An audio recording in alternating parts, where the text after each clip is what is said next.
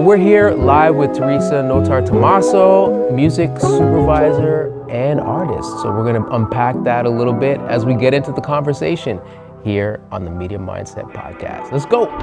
Theresa. Hello. AKA T. T. Let's go. Welcome to the podcast. Thank you for having me. This is so exciting. Yes, I mean, you have an incredible history, an incredible origin story, and I want to take everybody all the way back to the very beginning. Okay. You're like a big shot now in advertising. So we want to know how you became the big shot, but like take us back to the small fry time and how you even ended up here, because everybody's story that I've met, nobody started out being like, I want to do this specific job in advertising. No. Most people don't even know that these jobs exist and how that fits into their specific creativity. So walk us through that. Okay, well, here we go. As a young girl, I always loved music. Wow. From 2 years old, I was going around the house singing Gloria by Laura Branigan, which was also my first album I've ever had. But I was always in love with music, and I started writing songs at a very young age, just like around the house, just coming up with little melodies here and there. And then Madonna came into my world. Let's go. And she became my idol.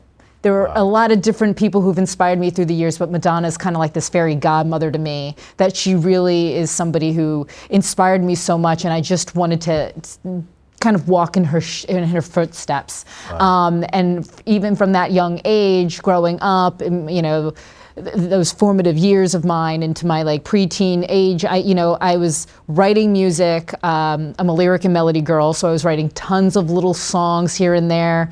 One of my first songs is called Love is Like Bubble Gum. That was a Theresa hit. All of my old friends back at high school and junior high know Love is Like Bubble Gum. I love it. But I always wanted to move to the big New York City. I wanted to live in Manhattan. I wanted to be a big star. Okay, so wait, where was this? Where did you start? I lived on Long Island. Oh, okay. I grew up on Long Island. Okay. In Suffolk County, in a town called Smithtown. Okay. Very suburban, very chill, very Long Island. Right. And it was a great. I loved where I was raised. I loved that area, but I knew that there was something else out there for me, and I knew that was in the big city. It sounds like the kind of place you write a song called "Love Is Like Bubblegum." Yes, it definitely is. But my going through my teenage years, it was a little hard at home. My dad was sick. He had some financial problems, and my self-esteem took kind of a back seat. But I still had the drive to, I'm going to go to school in this city. Okay. And I got into a small school called Marymount Manhattan College on the Upper East Side. And although I wanted to explore the theater and music studies in college, I actually ended up in the communication arts sector. Okay. So I did communications. And I was like, around that time, even though I had all these dreams and aspirations to be an artist, I just did not have that confidence, that in me. And I kind of just said to myself, you know what? I'm gonna go behind the scenes. I'm gonna work at the labels. I'm gonna manage artists. I'm gonna do X. I'm gonna do Y. And during my 4 years at Marymount, I did a bunch of internships, including Jive Records. Wow. I interned at Jive, where I worked in the marketing department during the Britney Spears, NSYNC, Backstreet Boys explosion, and it was really freaking fun. Then I worked for Sting's manager. She had a publicity company, and I was an intern there. And through there was a woman I was friendly with who recommended me to work for Sheryl Crow's manager. And I was working for him, answering phones, part-time assistant kind of thing. Right. And then that led me to Joanne Schwartz, who was my first real boss and mentor. And she had a small management company, and she managed Sandra Bernhard, the comedian, and also repped Strong Songs Publishing and Telstar Records to UK labels and publishers from the 90s and early aughts. She represented them. So I got like a really great opportunity to learn from her and just kind of soak up all the information that I was getting. So all these internships are in New York? All in New York. Wow. All in New York. Wow. And how old were you when you started that? Like how young were you when you got your first internship? I was about 19, 20. So that's, you finished college? No, it was during college years. Oh, okay. Yeah, I would head out in the afternoon, you know, take classes in the morning and then head out in the afternoon and then do the thing at the, you know, a few days a week at each company. And it was really fun. You know, I see interns now though, like I feel like there was a lot of hazing back in the day where you're like, you're an intern and you're like going to Taco Bell in the rain. Yeah. Which I did a few times for some of these assistants. And then I would make returns at like Bergdorf Goodman, like for, you know, some of the heavy hitters at the record label. You know, I would do all these different things. It wasn't like so glamorous. Now I see these interns and they're like working on like huge projects and they're like having parties and all that. No, I was doing the grunt work and getting paid. No, I didn't get paid. Yeah, see, that's the difference. I did all the grunt work. In those times, you could get an internship where you didn't have to be paid. Now the law is, the labor laws are, you can't have an internship that is unpaid. No.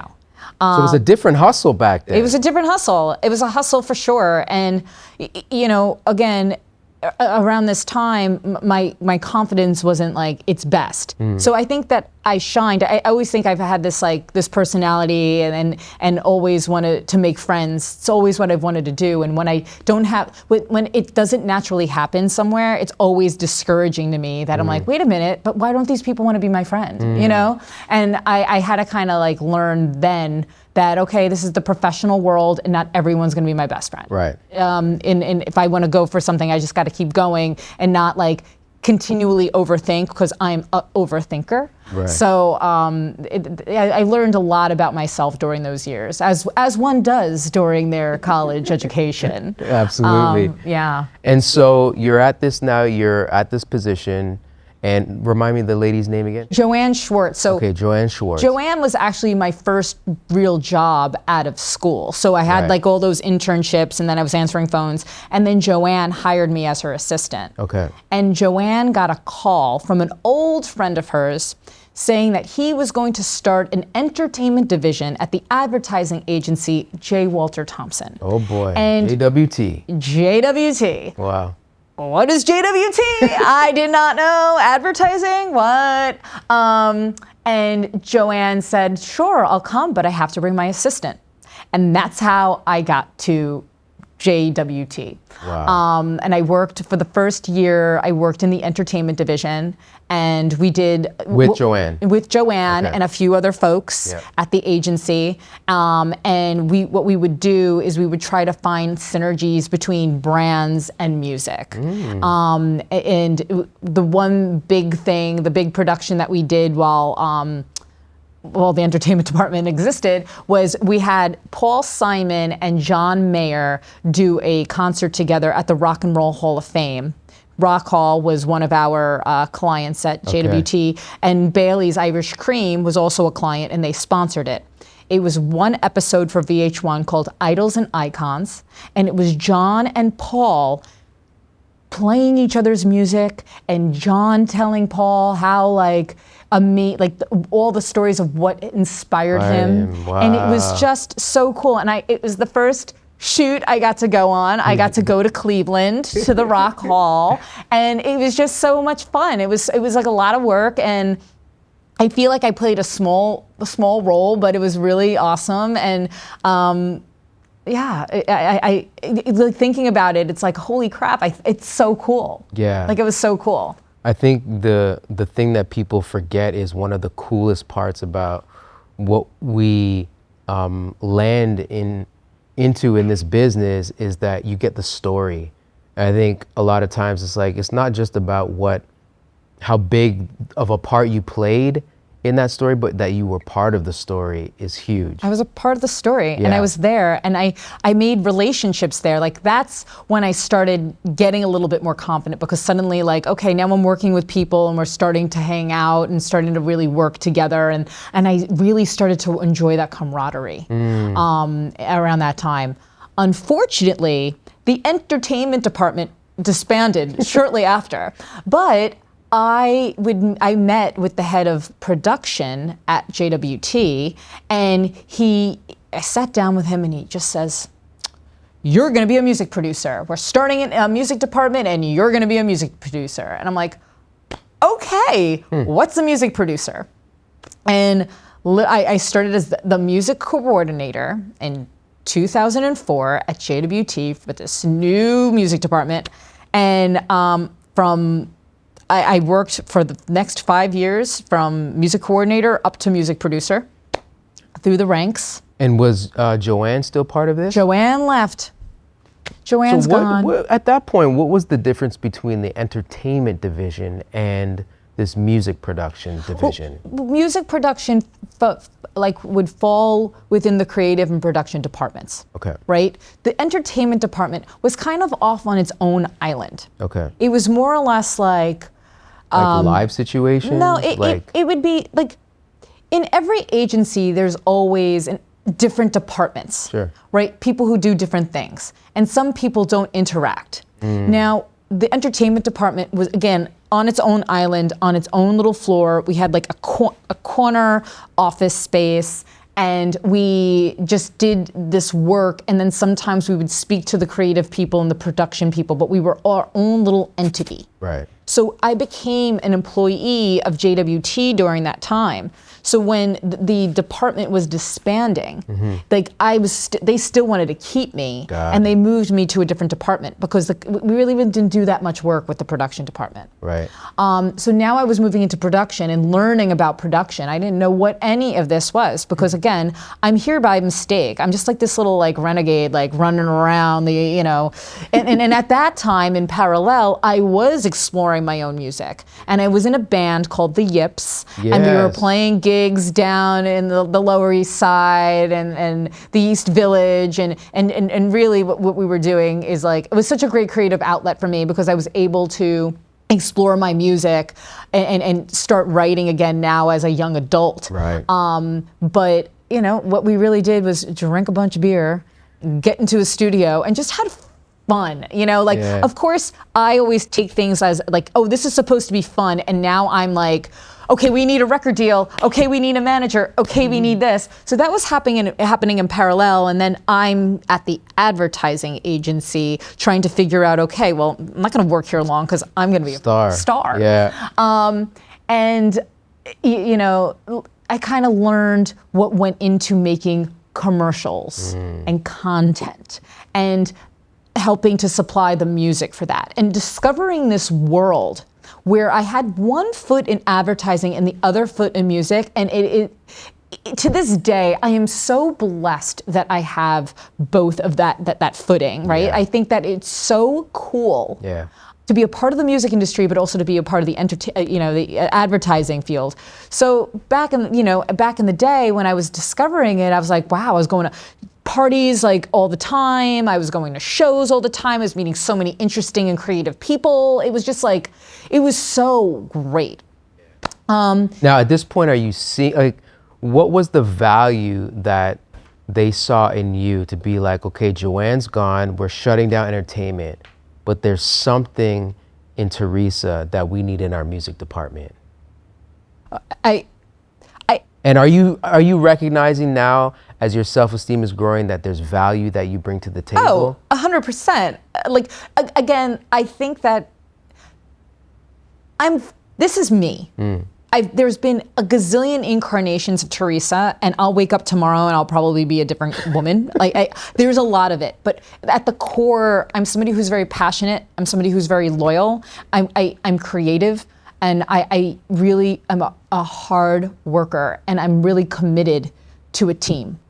So I think that they saw that in me, and maybe I didn't see that in myself at the time, but I think that they saw that I get in at 9 and I leave at 9. I stay until the job is done, and I really do care. And I think that they saw that in me. Okay. All right. So you're at JWT now.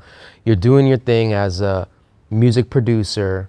You're moving up the ranks. Tell me some of the things that happened while you're at JWT, the ups, the up times, the down times, the things that were like big wins and like the big losses.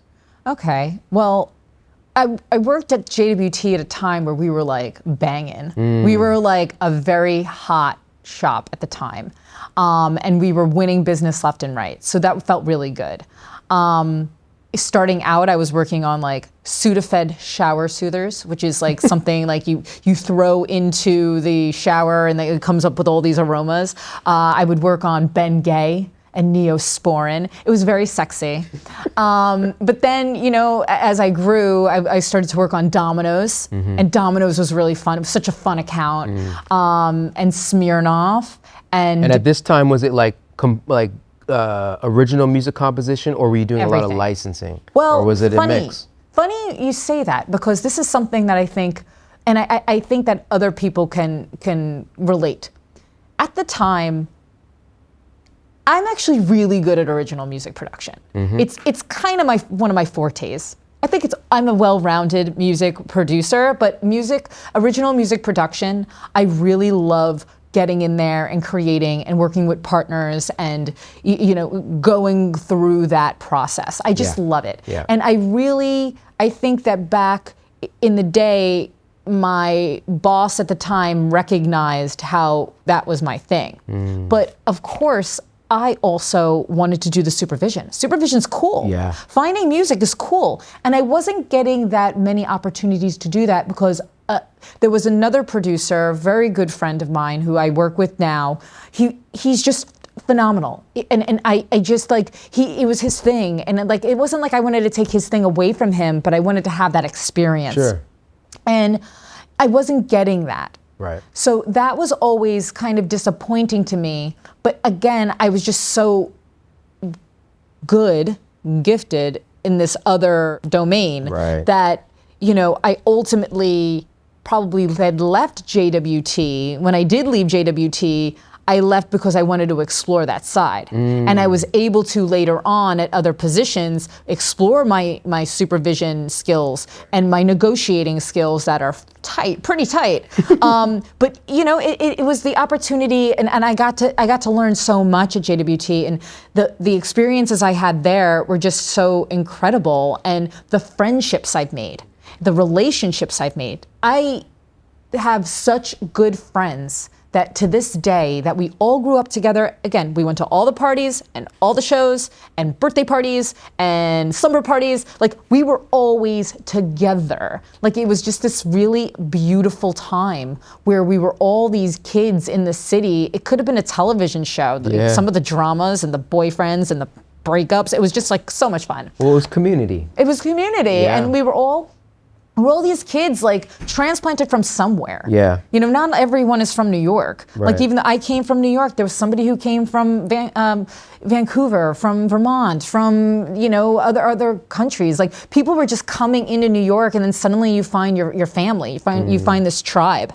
And we had such a blast. And I still talk to a lot of these people every day, and we talk about how special that period was and how we grew up together. Even today, I saw an old friend today at the office who hadn't seen in a very long time, that I worked with very closely. And it was so beautiful. Afterwards, we were texting and just like talking about how we've helped each other through the years. And it was just, it's so beautiful to have that, you know, to have that and to recognize that. Yeah. Right? Just so grateful. But there were also some like times, you know, when we lost Domino's, I just remember it was the first time I lost an account, and I worked so closely on that. Like, we were really a close-knit team, and I just remember me and one of my friends just bawling. Like, that night we lost it, we're all at a bar and we're all bawling because it was just such a special account, and it really, it was really a great creative time, and it kind of sucked that we lost that business. I chuckle a little bit. Like, I know it's like a really hurtful thing, but,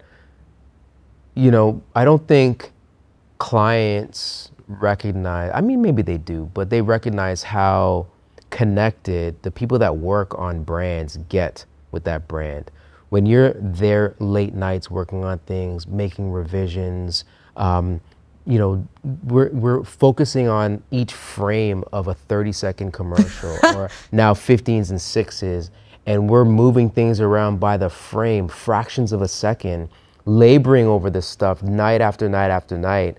you become one with that brand. You have a relationship that gets formed, right? Yeah, and So the then- team That's too. it. And the team that you work on with it. Then all of a sudden it's like, okay, they're picking up and moving on. It's the evolution of marketing and brands need to have a fresh perspective on things, and we get that it needs to move, but you're still so connected to it that I can get why you would like be emotionally attached once a brand decides to pick up and go somewhere else. Dude, like, do you know how much Domino's pizza I would eat? I live in New York, the home of the best pizza ever. And I would order Domino's pizza all the time because I was so like, Loyal. I was loyal That's your loyalty to the brand. component, yeah. There were some like crappy times. And I mean, I remember there's this one weekend and we were pitching a very, very, very, very, very large home appliance hardware store conglomerate. Who shall remain nameless. Yeah, who I'm not saying. We were pitching them. And I just remembered I worked like this one weekend with these like total bros. And if the bros are watching, hi. But it was like I felt like I was so out of my place. And I just remember we were coming up with all of this radio. We needed to produce the radio that we needed to like have like for the pitch. Right. We were actually producing radio. And I was producing radio back in the day, not just music. So you're doing mock-ups of what you're presenting to the client Yes. in terms of what you would do creatively Yes. to win the business. Yes. Got it. And Okay. it was just such a nightmare and we weren't cracking it. And then like the head of production comes in and gets involved and you just feel like a failure. I think that the times that I think they helped me grow is that when you're like, this isn't working. You have to realize that something's not working and maybe reach out for help. But as like a 26-year-old chick like who thinks her like doesn't stink, you do not want to go to like the head of production and be like, yeah, this isn't working and I need help. You want to be like, I saved the day. Yeah. And then one EP who Darcy Cherubini. Okay, the names are coming out. Okay. Darcy told me, Theresa, you're not a magician, you're a producer. And that always has resonated with me. I can do the best I can possibly do, and I will not leave any stone unturned. Like I will try to figure out the solution. Yeah. But at the end of the day, I can't force anything. And I need to kind of maybe reach out for help or maybe take a different think about something. Sure. And so that's something that's always stuck with me. I'm not a magician, I'm a producer. That's good. That's really good. Wow. Okay, so out of JWT, you go from where? You go where next? I go to Headroom Digital Audio. What's that? It was a audio post company in the Flatiron area. Jerry Plotkin, who is an amazing person, plucked me out of JWT and he wanted to start a music department within his audio company. And it was a very small family-esque company. It was like maybe 10 people worked there. It was mostly mixed studios, Got it. sound design. Right. And he brought me in to kind of bring in some music business. Jerry was a musician and an artist, and he actually co-wrote the Sleepies song, Trust Sleepies for the rest of your life. You wrote the jingle? Jerry wrote the jingle. That's amazing. That's Jerry. So I came in and it was a challenge now because I went from being on the agency side to now being a vendor. And even though people might see this and be like, this girl, she's like enthusiastic, she's got a personality, yada, yada, yada. I don't like to sell. I am not a good salesperson. And I just don't feel comfortable It's a different selling. skill. It's a different skill. It's a different skill It is. altogether, But, yeah. you know, I was kind of expected to bring in work from my friends. Right. And I did. I brought in some great work. And I met some composers and I was doing, again, the original music stuff, sometimes doing supervision and getting my feet wet in that area. But yeah, it was fun. Is that why you said yes to that position? Because it was an opportunity to do that music supervision thing that you weren't getting to do at JWT? It felt more like it was going to be like this, and it was a very entrepreneurial experience for me, where I could go in and I can kind of create something myself. Right. What was happening at JWT, and to no fault of anyone, is like I'm now there for 5 years, and the growth was kind of like, I'm starting to hit my head on the ceiling. Okay. Like, what else am I doing here? Things are changing. A lot of my friends left. A lot of the leadership that I had grown up with had left. So things were changing. And could I have stayed there? Sure. Would I have stayed there for 20 years? I don't think so.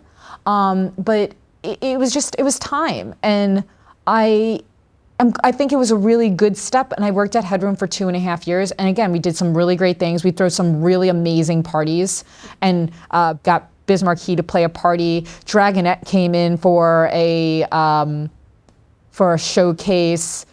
I think the band Travis came in for a showcase. Like, it was really cool. Like, I did really cool things. And Bismarck. that was a fun party. I imagine. We did some really, really fun projects, but I was starting to get like that itch that I wanted to do more, because we were doing some cool things, but I missed the hustle and bustle of the advertising agency side. Being in the agency, yes. Being in the thick. Yeah. Being like, there's just something about it. You're at a different part of the process when you're at the agency. Yeah. Right? Whereas like, sometimes we'll refer to ourselves as the bottom feeders, being a vendor, because you're the last one to get the phone call, especially on the music side. You're the last one to get the phone call because they spend all the time and energy on finding a director. There's a lot more to that aspect of the production, is what I keep telling myself as to why that's the case. But music is equally as important as what's happening in the visuals, but it always seems to be in the production process, the last part of the step. Preaching to the choir. Right? So yes. That's a lot. I get where you're saying that at the agency, you have a little bit more invested into that project because you're learning about it a lot earlier and you're not waiting to kind of find out about it last minute. Well, sometimes, let me just tell you, just to kind of like go and to kind of focus on that for a second, even at the agency, sometimes music is the last thing that anybody thinks about. Yeah. And now in my role, I'm able to kind of put my nose in and be like, oh, so hey producer, I heard you're producing something. What are we putting in for the music budget? What are we doing this? I kind of proactively It's amazing.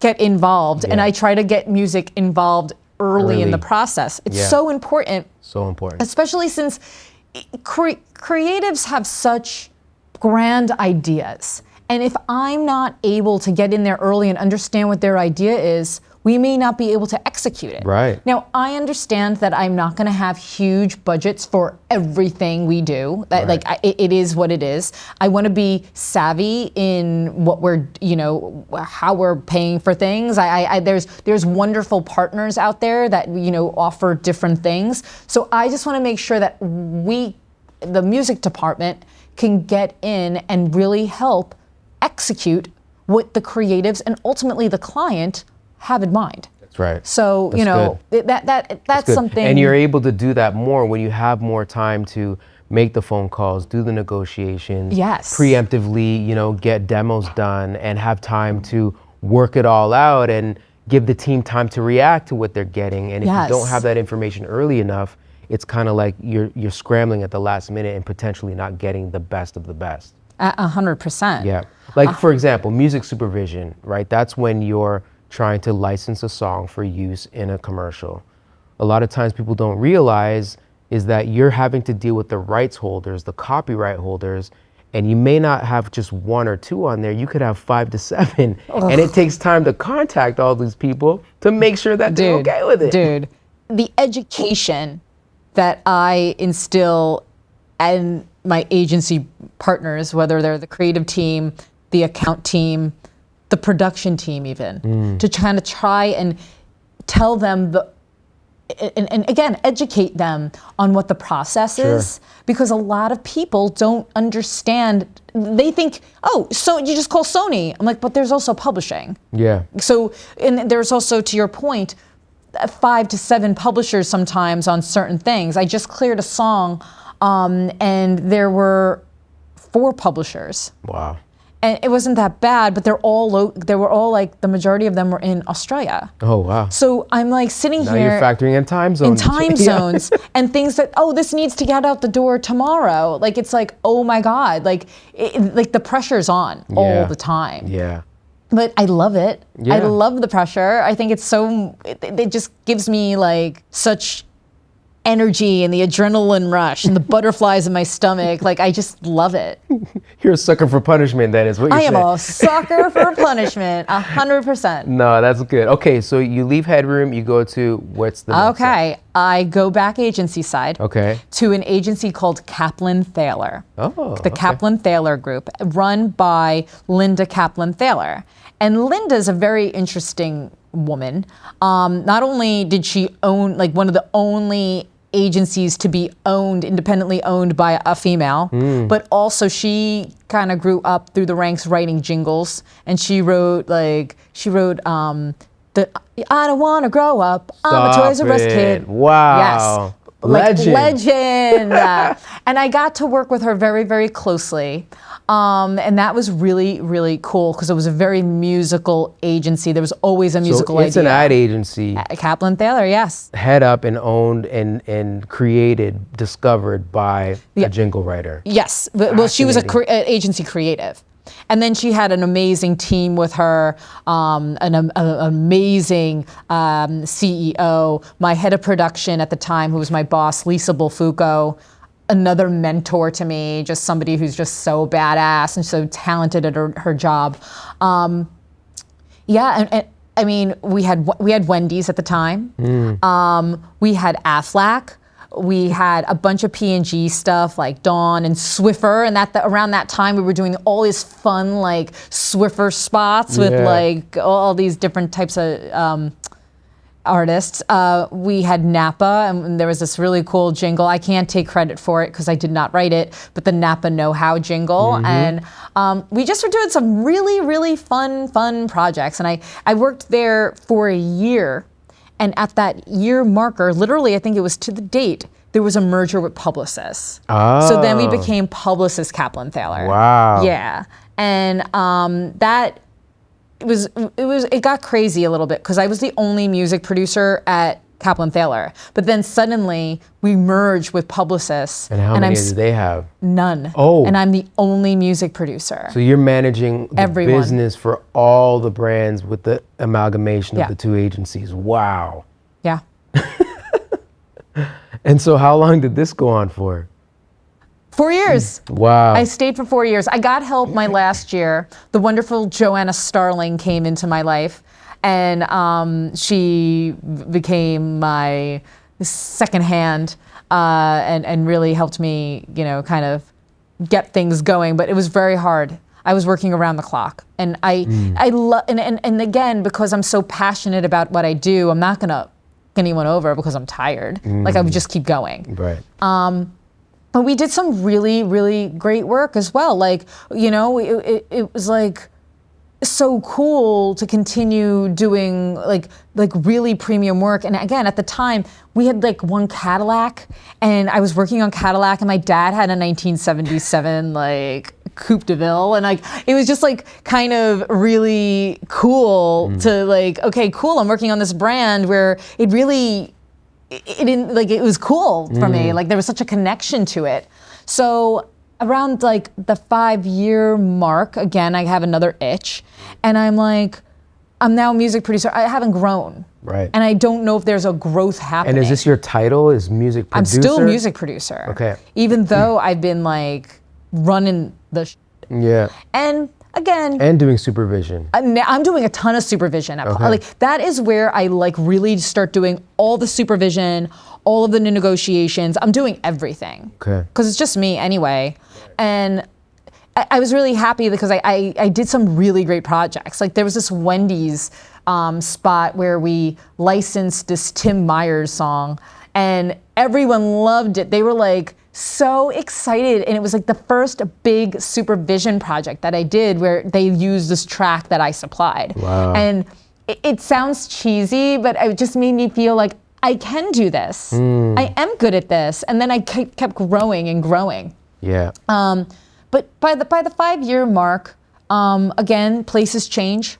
Yep. People leave, people come, and I was like, okay, I want to grow as a producer, as a woman, and kind of fly out of this safety net that I had. And I went over to an agency called Havas, and I'm publicly going to say it was not a great year. And I think the reason I really want to make sure that people understand that sometimes you take a job and it's not for you. Sometimes the people are not for you, the clients are not for you. The culture. You're not, it's not for you. Yeah. And there's I think there's a difference of things that are hard and challenging versus this climate is not good for me. Yeah, because right? you don't seem like the type of person to just hit a challenge and be like, okay, I can't do this. No, I'm want to plow through that challenge and know that, okay, I can get through this too. Yes. So it was, what did it feel? It's like a culture thing overall? It felt cold. It was sterile. I didn't gel with some of the leadership. I think it was around the time where I was unsure of myself. Again, my self-esteem is something that I work on, and right now, like, this is like a full-time job, is like figuring out like, who am I, what am I doing, how am I feeling, it like owning my emotions, owning my feelings. And at this time when I took this position and I got the executive music producer title, I finally made it to the big time. And I just remember, like, it just didn't feel like I was doing any. Like, when I say good work, it doesn't mean about brands. It doesn't mean about, I'm not that kind of person. I could work on like a less than sexy client and feel really good about the work that you're producing, or huge car brands where I'm like, oh, well, you know what I mean? Like, it really, you never know what you're gonna get yourself into, but to me, it's all about the product. It's all about, you know, the music. So it doesn't matter. But at Havas, I just didn't think I had the support. They never had a music producer, and I think that they honestly didn't know how to utilize a music producer. And it just, at a year's mark, it just wasn't working out. And I am proud to say that I was let go.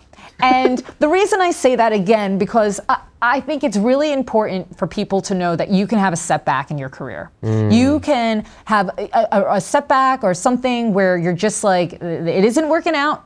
You got let go, and now you got to figure it out. And you got to figure out what's next. And so it's not a setback, it's a reset. It's a reset, 100%. And I'm glad that happened. And it sucked. It sucked. Yeah, it's a gut punch. I took a punch, and especially since I left this cush job to go and be the executive music producer, and now suddenly I'm out of a job. But it was June. So, you know, you think, oh, yeah, great, Theresa. You're like heading out to the beach and you're going to like have like boozy rosé lunches every day. No, you know what? I hustled. I started a little bit of a freelance business, and I was doing freelance music supervision. Okay. And I had a couple of gigs that summer, which were really great. And thank you to some of my really wonderful friends and support system who reached out to me to do that. Like, again, like it kept me going, but it didn't keep me going enough that because I like to work all the time. It's you were too bored. Freelance is not moving fast enough for me. Freelance was not moving fast enough. And then it goes into, okay, if you want it to be busier, that means you got to get out there and sell. Yes, well, luckily, I had an opportunity come my way to freelance with Y&R. And Y&R had a dear friend, Loriana Zuluaga. She was, great name. It's a great name. Yeah. And she's a wonderful woman. That's awesome. And we ran into each other one night at a show, and we were after dinner, and she's like, you know, you should come and work with me. Like, it would be so much fun. We need a freelancer to work a couple of jobs. So I went in and I started working on a couple of jobs with her. And about a year later or so, she ended up leaving. And I kind of just slid into her role. Nice. And it was great. And then I loved the culture. Now, talk about this. I loved the culture at Y&R. I loved the people at Y&R. And I say love because they're all pretty much still there. It's such a tight-knit group. I'll tell you where we go from here, but like this group that I find, I'm like, okay, I want to work with these people. They're smart, they're creative, and they do good. It just like, it felt so right. Okay. So I really enjoyed being there. And working there, I was able to start building a team. I brought in my girl, Alexandra Allen, to like be my number 2. And we ended up like doing it was just an incredible run. And then another merger happens, and we merge with VML, and we become VML Y&R. Okay. And this ends up being probably a big game changer in my career. Okay. Because explain that. Y&R was my family, but VML became this extended family. And this happened, like our merger happened right before COVID, and then we started like working together during COVID through Teams. And so I was starting to meet all of these awesome people in different cities. The headquarters was in Kansas City. My boss is in Kansas City, and I have friends in Chicago and Seattle and LA and Sounds Nashville. like you're enjoying this. I love it. Okay. It felt like it was like, okay, now we had this amazing relationship, and then it's like, we brought in a step parent who came with extra kids, and now we have to get along with this whole new family. And you didn't like it. You're loving this. I'm loving it. Okay. And I'm starting to work on Intel, and that was really fun, and all these other really cool brands. And back again is Wendy's, because Wendy's had left Publicis to go to VML, and so suddenly Wendy's is a client of mine again. Wow. So yeah. Did you meet any of the same people that you had worked on with previously, or that all changed? Unfortunately, like one of the older like brand agency liaisons, he had just retired. Okay. He was a wonderful man. So I missed him. It was a new regime. Sure. But still, it was like, okay, here's Wendy's again. That's fun. And it was really fun getting to know, again, it's like you got a new job without getting a new job. And you're like, okay, great, you're going places.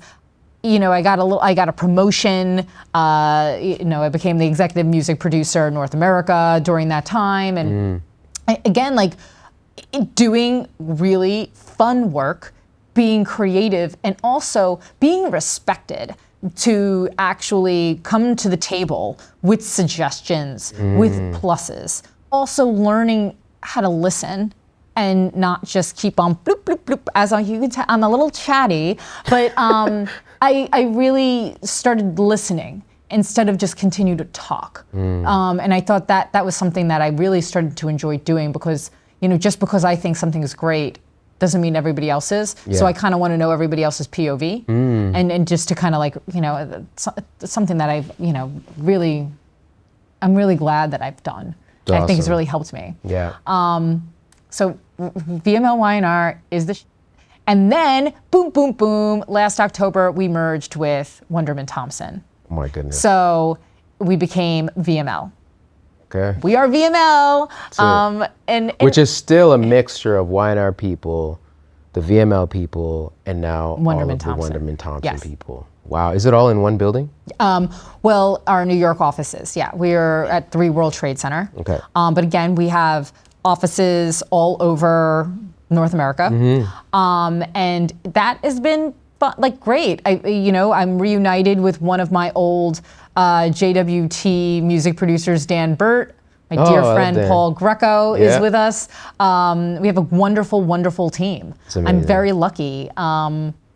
I also have to, because I said everybody else's name, we also have Carly James and Francesca Araneta to round that out, and Alex is still with me too. So we have just like this amazing team. Everyone has different talents, and it's different. Like it's big. We have a very big agency, and we work on really, really cool and diverse clients all over the country. And I'm so lucky that I have a little piece everywhere. Like it's great. And I think that there's a beauty in being able to work remote. I also think there's a beauty in seeing people and working in person, honestly. Yeah. I think you get so much more done, and you build relationships just so much more naturally.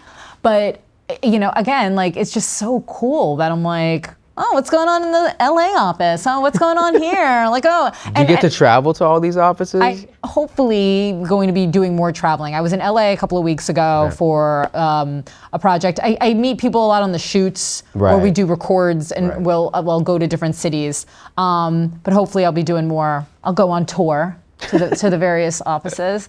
No, but like, it's nice. It's nice to be able to grow in your role without leaving. And again, all of the Y&R production department that I started at 7 years ago, still the same head of production.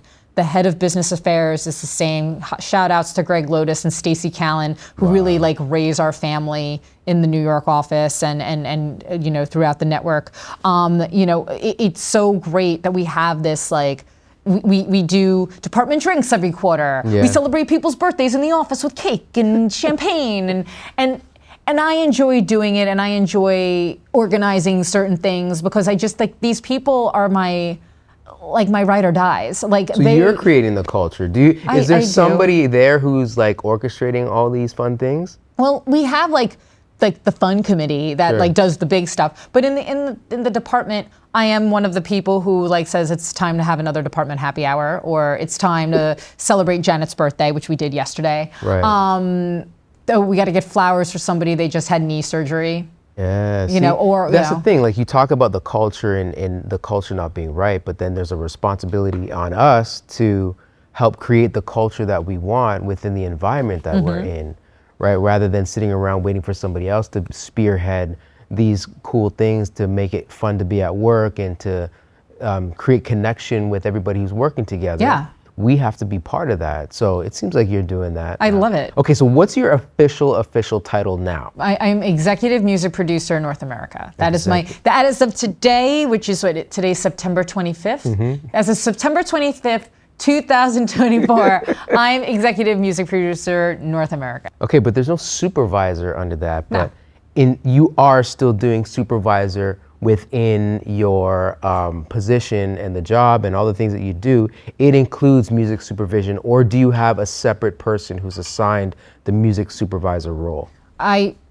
Everyone on my team handles everything. We're all encompassing music producers.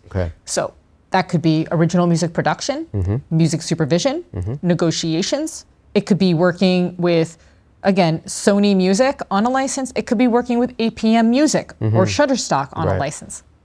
We do it all. And it's really what does the project call for? And coming up with, again, those solutions based on the budget and all of that. Okay, hold on one second. There's a timer on the lights, and I just realized that without anybody moving enough with the motion, it won't catch it. Okay, so back me up to you being back in college.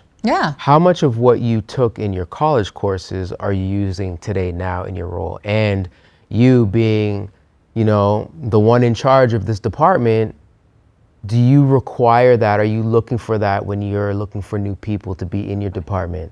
I love that.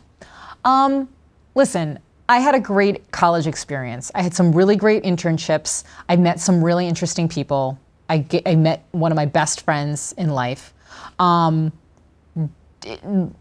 It's not like, oh, I learned something in college that is like stayed with me forever. I had my heart broken in college. I, you know, gotten way too drunk in college. You know, I did all those things, those life experience things.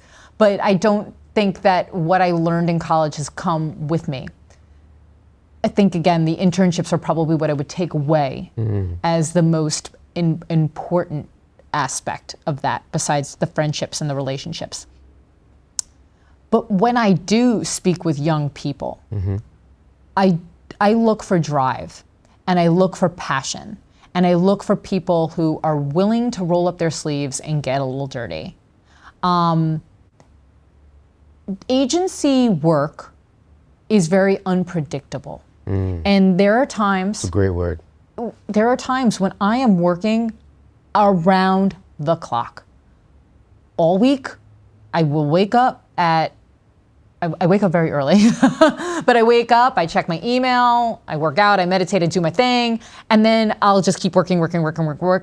I'll leave the office at 7, I'll go home, I'll try to like scarf down some food, and then I'm back, figuring out a few more emails because I'm working with the West Coast. Then weekends, sometimes there's projects, sometimes I'm super, super busy, or there's weeks like this week where I'm busy and I've got things going on, but they're not requiring me to be on call 24/7. To be super intense and like focus and nothing else. Yes. Yeah, in your life. And there's ebbs and flows. There's ebbs and flows. Okay. But for young people coming in, it's really important for them to understand that there are ebbs and flows. And sometimes it just frickin' flows. And you just have to be there and you have to be present and you have to do it. And you can't be like, oh, well, I gotta go do this, bye. Like, yeah, do you know how many times, and it sucks, it just sucks. Like so many times I haven't been able to go somewhere because I have to work. Or you make it work. You leave that lunch to go take that call. You try to find balance. But because of my dedication and how I operate, sometimes it's easier for me to just be like, okay, I'm just gonna stay home and just concentrate on this because it's gonna make me feel better. I was actually on a shoot in Toronto this past spring, and the whole team were going to a Raptors game. And I was really excited. I'm not a huge basketball person, but I thought it would be fun to hang out with this team. Basketball games are fun, yeah. Yeah, they were all these Kansas City folk that I was just meeting, and they were really sweet, and I wanted to hang out with them. And unfortunately, I got a call from one of the CCOs on a project, and the client did not like the music, and they needed to present more music the next day. Boy. And I couldn't go to this game, and it sucked. You missed the game? I missed the game. You missed the Toronto Raptors game? I did, and I sat in my hotel room Toronto. at the Westin in Toronto. Yeah, it was sexy. Another one. I'm just staying the greatest locales.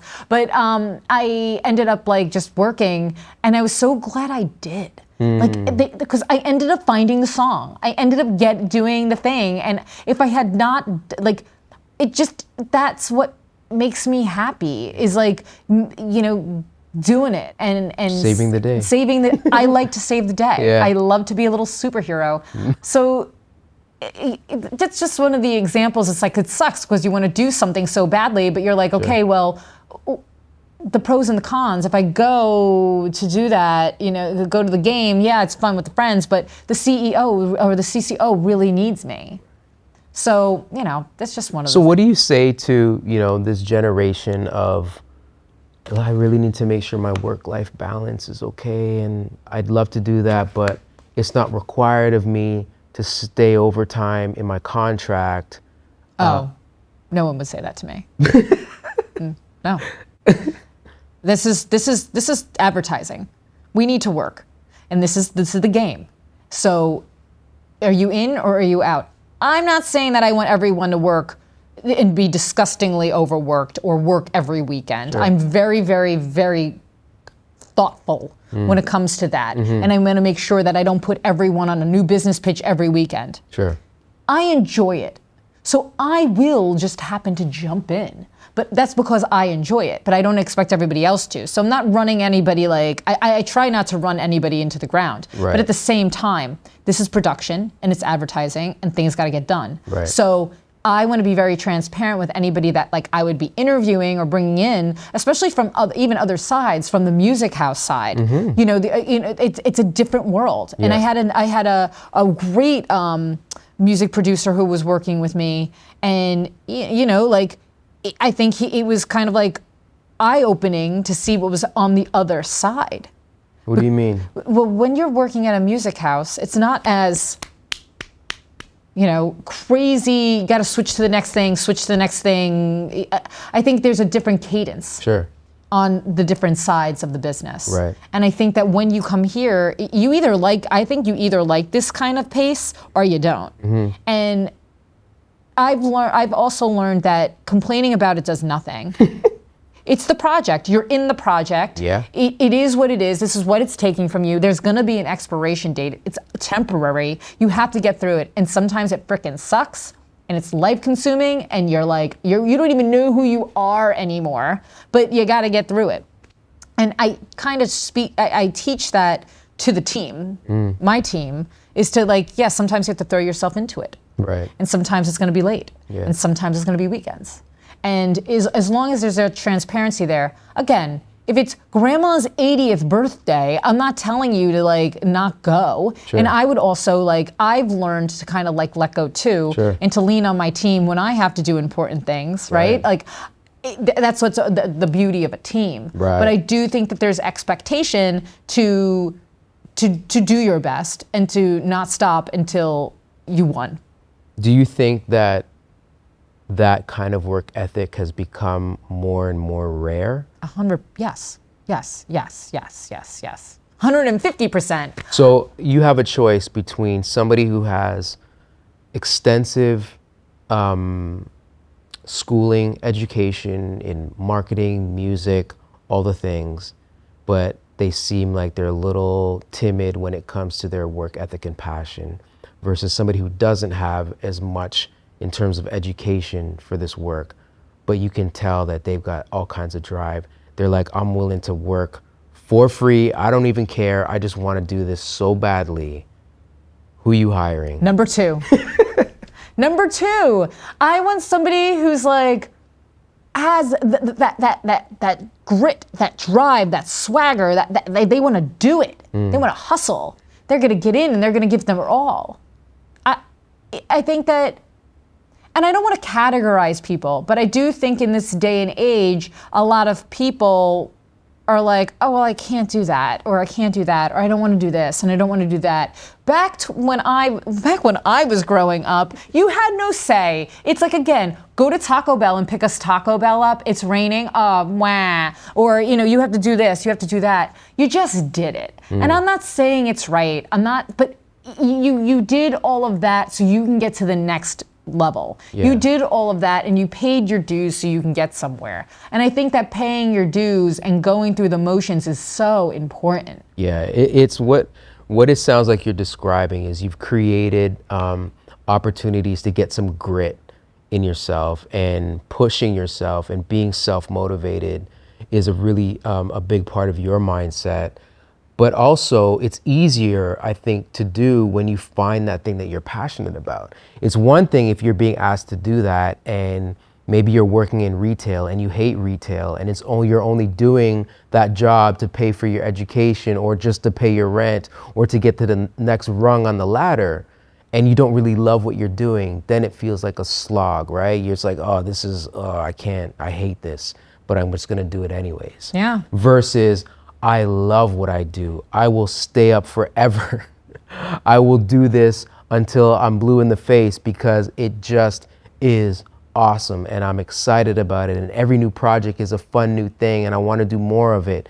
That's, I think, the difference. Totally. You're staying into it, you're passionate about it because you love it, so it doesn't feel like work. It doesn't feel like work. And again, I think because I really take such pride in my projects, and I really enjoy being a part of a team, and I really enjoy, all of us succeeding together. Right. So to me, when you're in that space, in that headspace, you're like, okay, well, I'm just gonna keep going until this gets done because I want us all to succeed and I want everyone to be happy.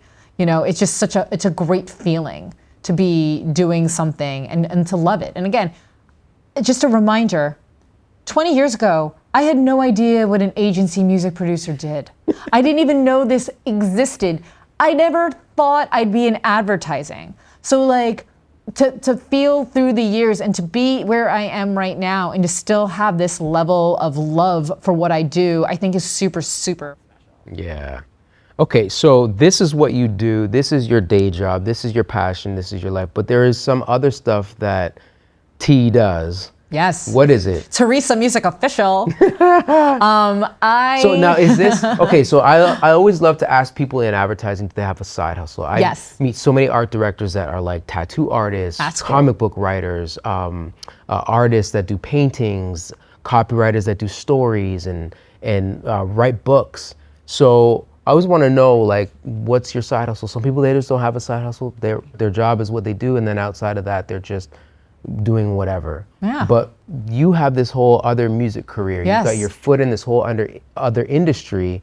Expand on that. Yes, I'm an aspiring pop star and hit songwriter. And I go by the name Theresa, but you can find me at Theresa Music Official on socials. And it, you know, as we were talking earlier, I always wanted to write. I wrote music. I wanted to be Madonna. I was in a band, but nothing really transpired. Sure. What happened, you know, I ended up working at JWT. And I ended up getting this really cool job. And again, being out every night and hanging out in all these like really cool places with really cool people. Living like a pop star. Living like a pop star, but not being the pop star. Right. And I ended up, again, my self-esteem wasn't there either. So I was like, okay, cool, I'm making good money. I don't need to do the music. I'm already working in music. I'm cool. And then I met a guy who became my husband. And, you know, whatever, this music, all these songbooks, closet, boop. And it was, I had a great life. I worked at all these agencies that I just told you about. I ended up, you know, really finding validation in other areas. Sure. And it was the Christmas vacation of 2018. I was cleaning. I love to clean.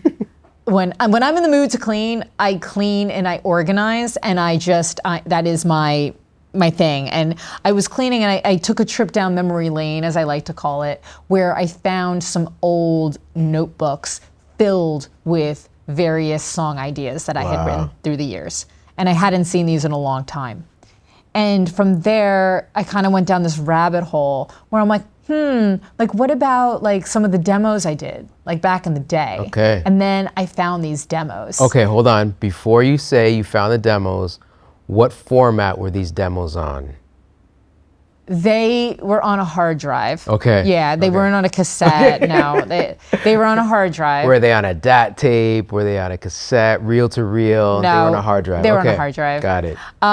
We're in the digital era. Yeah. Got it. We're in the dig. And I just started bawling. I cried so hard. Wow. And I was like, I was fucking good. Like, this is good. And I gave it up because I didn't think I could do it. I felt that and hey, like, I'm proud of what Theresa did in her 20s and where she is today. I'm all about it. Sure. But I wish I could hug her and be like, you're good. You know, and I believe everything happens for a reason, and that, like, the universe is always providing. And at that moment, the universe was telling me, like, get back and do it. Start writing again. And that's what I did. Right after that, I started writing all new material, all new music. I started meeting new people. I also didn't want to work with commercial music people. Sure. I wanted to find people who were really writing the pop songs. Right. And I just put myself out there in a very vulnerable place to be like, I'm going to do this. And then turned 39, and I'm like, I'm going for this. And I became very, very good friends with Marav, and Marav is a dear pal who was working and does work in music with a lot of different talented songwriters and producers, and she was introducing me to this new world. And that's how I kind of got my feet wet. And even recently, I started to listen back to some of those old demos, the old demos from like when I first started this evolution of a lady, I like to call it. And I've grown so much from those early demos. Yeah. But yeah, I just started writing and making, and then I ended up releasing my first single, Things About to Change, 5 years ago, October 4th. Let's go. And yeah, and then from there, I've released 17 singles. Wow. Yeah, over the past 5 years. I play shows around New York. I'd like to take this show on the road, and maybe that will be in 2025. Watch out, I'm coming for you, LA and Chicago. Let's go. So, you know, I think that like I just really, it brings this this other part of me out. I love to write. I love to perform. I've got this like whole thing now with my performance, like you know, that I really really love, and I love recording music. I love being in the booth, and I love singing. Do you have a home studio? I have a makeshift studio. Like I don't have a studio per se. You have the but idea studio. I have a bunch of mics. Okay. I can hook it up, but because I'm a lyric and melody girl, I really do depend on my collaborators, a producer, a songwriter, to help me bring things to life. Sure. But like I actually, and I'm gearing up for a trip in a few weeks, is like I take trips to LA where I take vacation time and I live the life of being a singer and a songwriter. Okay. Where I go every day and I do sessions. That's awesome. And I really throw myself into it. Good for you. So you're using your vacation time to fulfill this. Yeah. Do you find that because you've grown so much in your self-esteem and confidence from what you've been able to achieve throughout your professional career in advertising, that now plays a role into this rediscovery of who you are as a musician and a pop star? Yes, but I will say this. I've gained so much confidence within these 5 years that have then carried over into my professional career in advertising. I do a lot of work on myself, and not every day is perfect. And I have ebbs and flows just like everybody else. Sure. I might seem very like sunshine, but like I do get into, you know, darkness.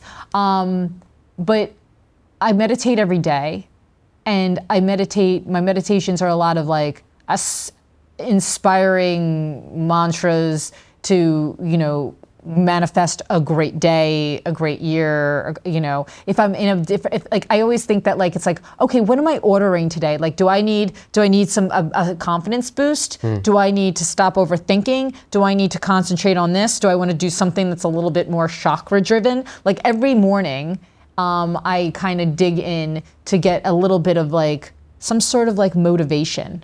And I do that every morning. I work out every morning, and this is something that I've started doing the last 3 years. And this is all just you doing this yourself. Do you see a counselor? Do you have a life coach? I have a therapist. Okay. I see a therapist who I love, and she really helps me. Again, this is more in the last 5 years than it's been through other times in my life. I have great friends. I have wonderful, wonderful friends. But at the core of it, my music is such therapy for me too. I'm a very, very honest, I try to be a very, very honest person. And that's hard sometimes, I think, for people, because I think my honesty might be a little much. Sometimes I feel like I might be too much. Sometimes. But my music really is this outlet for me to express how I feel. That sometimes it's hard for me to maybe express it verbally, but I can express it in a song. In a song. Oh, that's awesome. Do you ever feel like, oh my gosh, this one song I have would be perfect for this commercial? Yes. I don't, and this is no diss to the community. I don't write music for advertising. Yeah. I'm just naturally syncable. I'm very catchy. I'm very inspiring. I think that, you know, especially the material that I'm working on right now as a 44-year-old badass boss, like I feel like the material that I'm working on right now is really great. I'm not trying to be somebody I'm not. I get it. At any facet of my life, I'm too old, and I think that like I just want to be and share what I can share. So I'm not going to write something just because it would appease, like, you know, the Gen Zers, you know, like I'm not going to do something that doesn't feel right and organic to myself and to my mission, my goals, you know, what I want to do. So right now I'm writing things, you know, that a 44-year-old woman feels, you know, like, and some of these things are timeless. They just happen to be timeless because, like, we're all human beings on this journey together, and we're going through. What are we going through each and every day? Who knows? But like, I want to share my story and my experiences with people through song as well as in, you know, speaking. That people know that gets hard. Yeah. And life is hard. And you have a lot of different paths to take. And sometimes that's hard to figure out what you're going to do. But if you trust in the universe and you believe in yourself and you surround yourself with people who make you feel great, it's all going to come together. I firmly believe that. And it's something that I've had to really, really trust myself to as I've been growing. So yeah, I'm just really excited about this period of my life in general, but also my music and knowing all these really great opportunities that are coming my way. But I've kind of set the stage for it. I've done a lot of work towards that internally and externally. Yeah, it seems like, you know, through the work that you've done with your self-esteem, your confidence, your passion, your drive, your tenacity, that you seem to be in a really, now I'm not a therapist or anything like that, but what I'm seeing is all these wonderful attributes you have in terms of who you've become gives you this other world license to just be extremely authentic. And I think within that, it's like you're not trying to push out something that is contrived in any way, that is forced. You've been through enough. You're not going to settle for that anymore for yourself. You just want to be as authentic as you can be. And if you get to live that out in your music, because you don't have to force the music to pay your rent, your mortgage, put food on the table, to take vacations, you have a very good job. You have a career, you have something established. So there's this freedom that you have in doing your music for yourself that is the outlet for your creativity, that you can just be free, you can be yourself. And I think that's an amazing place to be. It's a special place to be. Not everybody gets there. No. So good for you. Thank you. No, I'm very, again, the last few weeks, as I'm gearing up for my next writing trip, and I have some shows coming up, I do feel that going through some of my old catalog is just so cool to see how I've come such a far, so far, and just really still enjoy doing it. So we'll see. But I also want to make sure that other people out there who might be considering doing something that sounds kind of weird, because listen, I'm 44 years old and I still think that I'm going to be winning Grammy Awards and writing #1 hits, and I am going to be performing at Madison Square Garden and Wembley Stadium. It's all going to happen. And I want to have people who think they have something that they want to do, but they're scared. They don't know if they can do it. But if they try, you don't know until you try. Just the little baby steps, it gets you so far. If you do a little something every day for 1 year, you've done a lot. So, if I sat here and 5 years ago when I reignited this passion, and I kept on saying all the negatives, well, I can't do that on this age. I can't do that. People are going to laugh at me. I can't do that. I can't. If I said that, I wouldn't have done. I could have definitely just whatever. Bye, you're back in the closet. 17 singles right now. 18 coming up. Love Conquers All is out October 4th. Let's go. So, Wait, October 4th, isn't that the same date as your first single? Yes. Okay. 5 years. 5 years. I've got Things About to Change, and Love Conquers All will have the same birthday. Oh, that's awesome. Yeah, it's really awesome. But I want to encourage people to believe in themselves. I want people to do the work, do it, go for it. That's awesome. Well, I have to say your enthusiasm is infectious. And I feel like a lot of the opportunities that have come your way are a result of your hard work, for sure. I think that's very evident. I think your story is super inspiring. And thank you for being on the show. Thank you so much for having me. This was wonderful. This was such an amazing opportunity. So thank you so much for thinking of me. I love it. Thank you so much. Yay. That was awesome.